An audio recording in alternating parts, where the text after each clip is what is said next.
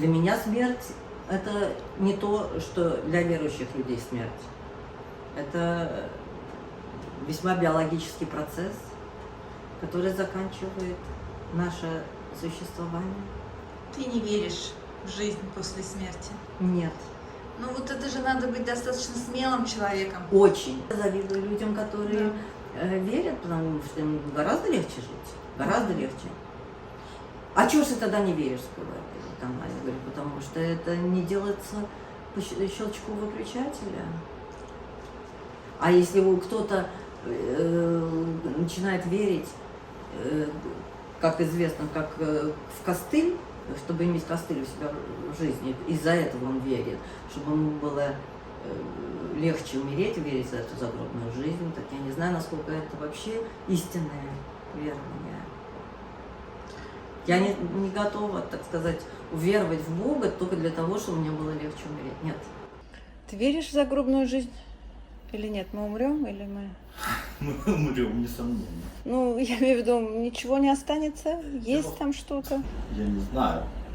Мне кажется, что, скорее всего, что что-то существует, но, наверное, существует что-то такое, которое мы не можем описать в критериях нашего понимания земного.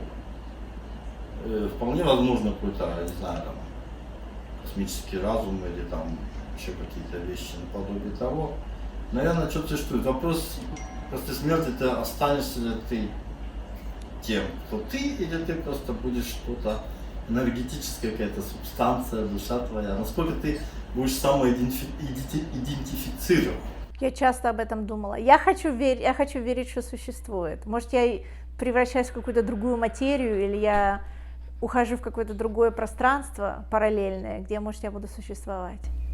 Хочется верить. Да. Потому что если не веришь, то как бы уже что? Это очень грустно.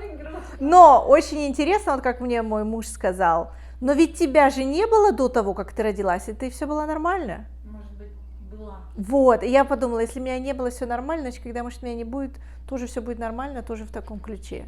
Потому что я тоже где-то буду. אני נוטה לכן, אבל אני לא יודע, מצד אחד, כשמישהו חושב שיש חיים אחרי המוות, אולי נוטה לעשות דברים קצת יותר הומניים בזמן החיים שלו פה.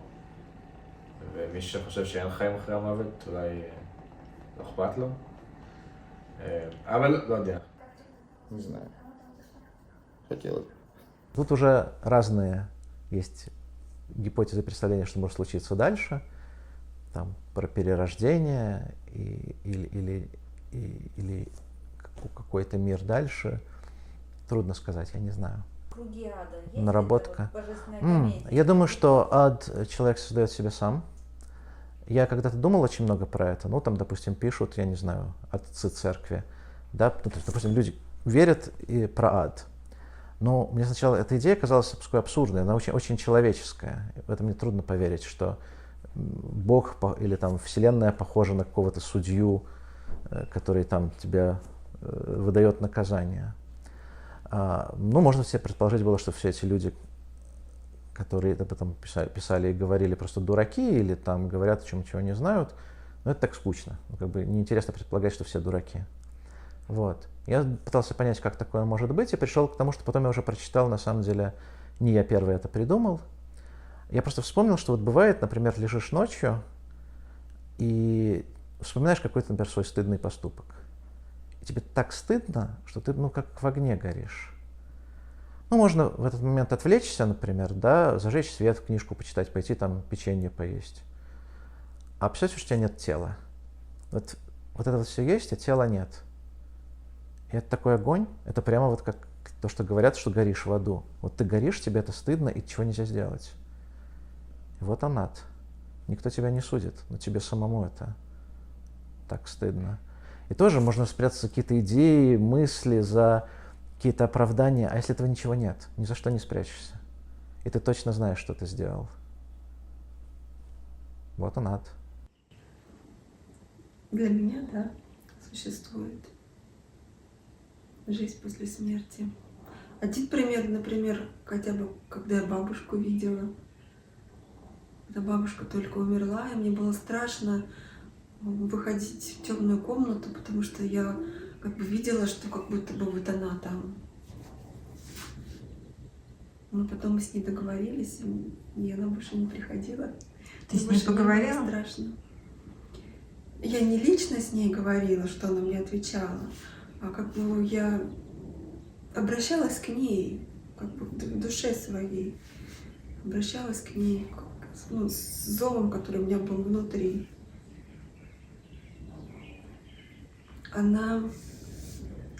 Мне было 14, когда она умерла, у нас дома. И я не знала, что она умрет. И я ей так и говорила, говорю, бабушка, я не знала, что ты умрешь. Я говорю, я тебя люблю, я не знала, что ты умрешь. Я не понимала этого, я думала, она выздоровеет, она не выздоровела. И она потом во сне пришла, сказала, мне все хорошо. Все, никаких видений больше не было. Это как доказательство, что есть некая жизнь после смерти. А ты боишься смерти? Или ты об этом не думаешь? Я думаю об этом. Я думаю, что это большое приключение. Вот если честно, мои последние мысли, что это большое приключение, потому что это переход.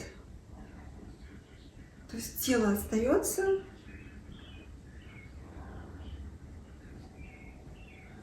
и я знакома с тем, что живет в моем теле, которое точно не тело, и вот оно должно куда-то идти. И вот это, мне кажется, будет большое приключение.